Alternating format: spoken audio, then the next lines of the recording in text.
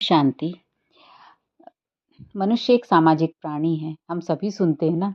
फिर मनुष्य समाज के बीच में रहता है और समाज के बीच में रहते-रहते 2 तरीके के लोग होते हैं मनुष्य। एक होते हैं जो शोषित भी होते हैं और शोषण भी करते हैं। लेकिन एक मनुष्य ऐसा होता है जो ना शोषण करना जानता है, ना शोषित होना पसंद करता है। तो जब समाज में बार-बार ये चीज़ें होती जाती हैं, तो वो मनुष्य जो शोषण भी नहीं करना जानता है और शोषित भी होना पसंद नहीं करता है, तो वो विचलित हो जाता है इस समाज की व्यवस्था से। क्योंकि समाज में जो कंडीशनिंग हुई पड़ी है, जो बिलीफ सिस्टम है, जो मान्यताएँ हैं, जैसे कि अभी आईआईटी बाबा को ही देख लो, उनको देखने के बाद कुछ लोग कहते हैं, "अरे! पढ़े-लिखे हो के ये कहाँ चल दिए, इससे तो पैसा कमाते।" है ना? तो ऐसी-ऐसी मेंटालिटी भी है और बहुत सारे लोग ऐसे भी बोलते हैं कि ये तो जब पढ़ लिख नहीं पाता कोई इंसान तब बनता है बाबा, है ना? तो इस तरीके से मेंटालिटी सब अलग-अलग, तो इसमें भी 2 ग्रुप हो गए। एक कहेगा पढ़ लिख के अच्छे मार्ग धर्म के मार्ग में चल रहा है, अच्छी बात है, तो एक कहेगा नहीं इस पढ़ लिख के तो धन कमाना चाहिए। पर ये जो सोच डेवलप की है, किसने की है? यही समाज ने ही तो की है। तो इस समाज में जो ये विषमता पैदा हुई, पहले ये माना गया कि पढ़ लिख के धन कमाएँगे तो घर गृहस्थी अच्छे से चलेगी, परिवार अच्छे से चलेगा। चला भी, इच्छाएँ जो आवश्यकताएँ थी पूर्ति हुई, सबके सपने जो थे वो पूरे होने लगे, लेकिन उसके साथ-साथ साइड में जो चल रही है दूसरी स्टोरी चलती है ना, कि जब ये था कि स्त्री को घर ही सँभालना चाहिए, पुरुष को सिर्फ़ जॉब करना चाहिए, है ना? फिर वो पुरुष प्रधान समाज बनता गया, लेकिन जब स्त्री भी जॉब करने लगी तो स्त्री समानता की बात आई तो फिर देख रहे हैं कि तलाक और ये और वो फिर उसमें बच्चे उसको सफ़र कर रहे हैं, है ना? तो इस तरीके से ये सिस्टम जो व्यवस्था बन गई है समाज की, इसमें डिप्रेशन, एंग्ज़ायटी, स्ट्रेस ये सब बढ़ता जा रहा है। पैसे के पीछे भाग रहे हैं और अपनी महत्वाकांक्षा को पूरा करने के लिए भाग रहे हैं, लेकिन उसके बाद भी सुख सुकून कहीं नहीं मिल रहा है। तो देखते हैं कि जब छोटा-सा बच्चा होता है, आप देखें कभी वो उसको दादी-दादा घुमा रहे हैं, नाना-नानी घुमा रहे हैं, माँ-बाप ही घुमा रहे हैं, उस छोटे से बच्चे को गोद में लेके या उसकी गाड़ी में बैठाल के उसको घुमा रहे हैं, पर वो कितना खुश है। क्यों? क्योंकि उसने अपनी कोई पहचान बनाई नहीं है समाज में और ना वो ये चाहता है कि लोग उसको पहचानें, है ना? और उसको नेचुरल वे में प्यार, अपनापन ये सब मिल रहा है, तो वो खुश है। लेकिन जैसे-जैसे बड़े होते जाता है, मनुष्य बड़ा होता जाता है, तो समाज में फिर ये जो झूठी प्रतिस्पर्धा शुरू हो जाती है और एक-दूसरे के साथ जो झूठा व्यवहार शुरू हो जाता है, वहाँ फिर दम घोंटू माहौल बनने लगता है, नेगेटिविटी बढ़ने लगती है। तो सभी जानते हैं अब इसमें तो ज़्यादा कुछ बोलने का मतलब नहीं है, लेकिन समाज में क्या-क्या नहीं हो रहा है एक-दूसरे की कि सामने मीठा बोल रहे हैं और पीछे क्या सोच रहे हैं। लेकिन एक इंसान ऐसा होता है जो किसी के साथ बुरा कर ही नहीं सकता, वो सोल ही ऐसी होती है जो किसी के साथ बुरा नहीं कर सकती। उसके हृदय में इतना दया प्रेम होता है, तो वो जानता है कि क्या सही है, क्या गलत है। उसके नेचर में ही है कि वो किसी के साथ बुरा नहीं कर सकता है। तो वो किसी का शोषण नहीं कर सकता है, ना मानसिक रूप से शोषण कर सकता है, ना आर्थिक रूप से किसी को नुकसान पहुँचा सकता है ना? ना इमोशनली किसी को शोषण कर सकता है। तो वो इंसान फिर खुद छटपटा जाता है। वो किसके सामने अपनी प्रॉब्लम को बोले और ऐसे में वो अपनी ओरिजिनल वही पहले वाली स्थिति बचपन वाली जो थी, जिसमें कि उसकी अपनी कोई पहचान नहीं थी, जिसमें कोई उससे लोगों की अपेक्षाएँ भी नहीं थी, उस स्टेज को वो आत्मा अनुभव करती है और आत्मा चाहती है फिर से वो स्टेज में जाए और ये जो स्टेज है यही प्योरिटी की स्टेज जो होती है, यही परम की स्टेज होती है। तो उस परम को पाने के लिए, उस सत्य को पाने के लिए, अपने वास्तविक सत्य को पाने के लिए जब इस जैसे कि जब धीरे-धीरे शरीर जब धारण करने के बाद कर्म करने लगी, लोगों के बीच में इंटरैक्ट होने लगी तो फिर क्या हुआ रिश्ते-नाते संबंधों में डोर में बनते उसका फिर इस तरीके से स्थिति हो गई कि उसकी प्रॉब्लम्स इतनी हो गई कि समाज में उसकी प्रॉब्लम को सॉल्व करने के लिए लोगों के पास समस्याओं का समाधान नहीं रहा। तब फिर वो ईश्वर के पास जाता है। इसीलिए तो लोग मंदिर में जाते, ये सब करते, पूजा-पाठ करते, ये करते, वो करते। तो अपनी-अपना है। कोई आत्मा ऐसी होती है जो किसी को भी तकलीफ में देखती है तो वो तड़प जाती है, छटपटा जाती है। और जो आत्मा दूसरे को देख के तड़प रही है मतलब जो मनुष्य जो आत्मा है वो दूसरे को देख के जब तड़प रही है, तकलीफ देख के, तो वो अपने प्रति कितनी वो होती होगी, भावुक होती होगी। अपने हालात पे भी तो उसको रहम आता होगा।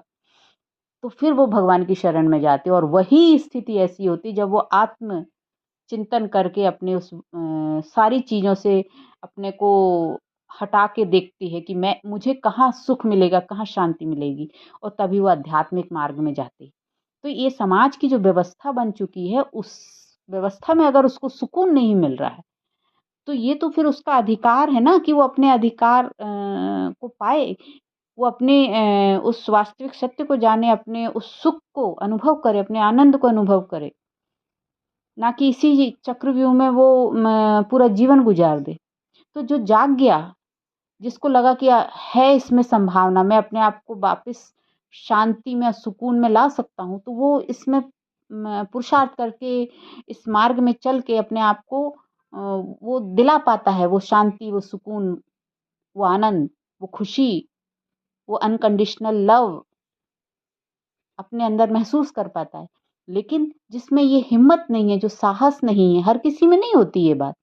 ये तो प्रारब्ध की बात होती है, कुंडली में ये देखा गया है कि जिसके ये ग्रह होते हैं मुक्ति और मोक्ष मार्ग में जाने के लिए, वह जाता है इस मार्ग में। हर कोई को ज्ञान भी पसंद नहीं होता, हर कोई को ये समर्पण भाव ही नहीं पसंद होता ना। तो समझौते कर कर के चल के अपने जीवन को गुजारे दे रहा है मनुष्य। लेकिन कोई ऐसा होता है जो जाग जाता है कि नहीं, अब इससे ज़्यादा मैं नहीं सहन कर सकता हूँ, मेरे को अब इसमें अपने लिए सोचना पड़ेगा।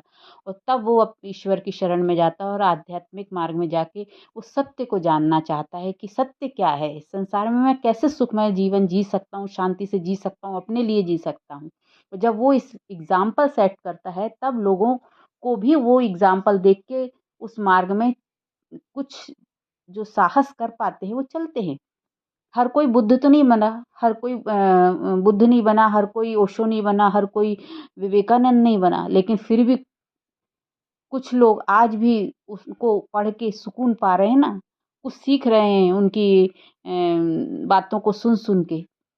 तो ये समाज में होता आया है। इसमें इतना आश्चर्य की क्या बात है कि अरे वो इतना पढ़ लिख के आईआईटीएन होके ये क्या बन गए। तो ये वही बोलेंगे जिनको इस मार्ग में अ, इस मार्ग का एबीसीडी भी नहीं मालूम, तो वो बोलेंगे। एक आर्ट्स स्टूडेंट कहे अरे साइंस तो बेकार है, डॉक्टरी तो बेकार है, तो ये उसकी प्रॉब्लम है ना।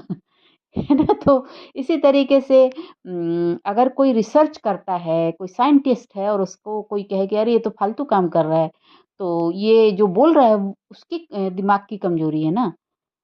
तो ये समझने की बात है। तो ये जो समाज की व्यवस्था बना के लोगों ने एक दूसरे को जो कसना शुरू कर दिया, रस्सियों में बांधना शुरू कर दिया, मेरे हिसाब से ही चलो। जहाँ 4 लोग खड़े हैं वो उन्होंने अपनी एक कुछ धारणा बना ली कुछ, और उसके बीच में 5वें को यदि फिट होना है, उस उन 4 लोगों के बीच में एडजस्ट होना है, तो उनको उनके हिसाब से चलना पड़ेगा। इस तरीके से गुलामी की चक्रव्यूह में फँसना पड़ता है। वो स्वतंत्र नहीं रह सकता, उनको उनके बीच में एडजस्ट होने के लिए अपने आप को खोना पड़ेगा। अपनी सोच को, अपने वैल्यूज़ को, सबको छोड़ के उन 4 लोगों के हिसाब से एडजस्ट होना पड़ेगा। तो ये तो होता ही आया समाज में, और उसका परिणाम आज में क्या हो रहा है। इसीलिए सब अब इन सब बंधनों से छूट के मुक्त होना, आज़ादी चाहिए, और उसका फिर आज़ादी का देख ही रहे हैं क्या नतीजा है। तो फिर नशे में डूब रहे हैं लोग। कोई नशे में डूब रहा है, कोई किसी की हत्या कर रहा है, कोई लड़के निर्दोष भी हैं तो लड़कियां उनके ऊपर क्या-क्या ब्लेम लगा के शादी करके पहले तो, फिर उसके ऊपर ब्लेम लगा के उससे कितना पैसा हड़पना या उसके ऊपर तरह-तरह के कोर्ट केस कर देना। इसी तरीके से लड़के भी कर रहे हैं। तो ये सब समाज में जो अव्यवस्था बनी हुई है, उस वो बड़ी समस्या है। उसको देखो ना, ये कोई बाबा बन गया और उसको इश्यू बना लेना और उसका फिर मज़ाक बनाना है, ये लो मेंटालिटी है, नैरो माइंड जिसे कह सकते हैं। तो इस पे ध्यान देना चाहिए कि ये हम कर क्या रहे हैं? लेकिन मनुष्य है वो तो कुछ भी कर सकता है, क्योंकि समाज की व्यवस्था तो उसी ने ही रची है, वो उसी चक्रव्यूह में फिर फँसा हुआ है। आज के समय में जब कोई इमोशंस हैं तो किसी के सामने एक्सप्रेस भी नहीं कर सकते, क्योंकि उसको किसी भी और तरीके से दूसरी जगह फैला दिया जाता है। कोई किसी को समझना नहीं चाहता है। तो हर इंसान भीड़ में होते हुए भी अकेला महसूस कर रहा है, क्योंकि जो अंदर जो भावनाएँ हैं, उसको हर मनुष्य चाहता है कि वो कहीं उसको अपना अभिव्यक्त करे। लेकिन उसको समझना, उसको सुनना कोई नहीं चाहता है। तो हर आदमी अकेलापन महसूस करता है तो फिर क्या है? वो यही चाहता है कि मुझे कोई सुने, मुझे कोई समझे और इसलिए वो भगवान की शरण में जाता है। और फिर वो अपने अंदर से ही क्वेश्चन करता है, अपने आप में ही अंदर डूब जाता है और वो ये धीरे-धीरे आंसर को जब पाने लगता है और धीरे-धीरे आध्यात्म की यात्रा पे जब चलता है तो उसको हर आंसर मिलना शुरू हो जाते हैं कि उसके साथ ऐसा क्यों हो रहा है, कोई ऐसा क्यों कर रहा है, वो दुनिया को समझने लगता है। इसलिए आध्यात्मिक मार्ग भाने लगता है, जिसे कहते हैं ना कि एक अपने हायर सेल्फ से जुड़ के जो एक संतुष्टता मिलती है, वो अलग ही होती है। क्योंकि बाहर तो सब आर्टिफ़िशियल है, सब नकली है, सब फेकनेस है। कोई किसी पे भरोसा करके अगर कुछ बात बता दे, अपने मन के भावों को बता दे, तो उसको लोग कितने तरीके से उसका क्या-क्या फैला देते हैं। तो किस पर भरोसा करें, है ना? सामने मुस्कुरा रहे हैं लेकिन अंदर-अंदर कुछ और रख रहे हैं भावना। किसी से बहुत अच्छी-अच्छी, मीठी-मीठी बात कर रहे हैं लेकिन अंदर कुछ और भावना रखे हैं। ये सब तो होता ही रहता है ना। इसलिए आज के समय में हर किसी को अपने आप से दोस्ती कर लेनी चाहिए। अपना भला करने के लिए अपने अंदर झाँकना चाहिए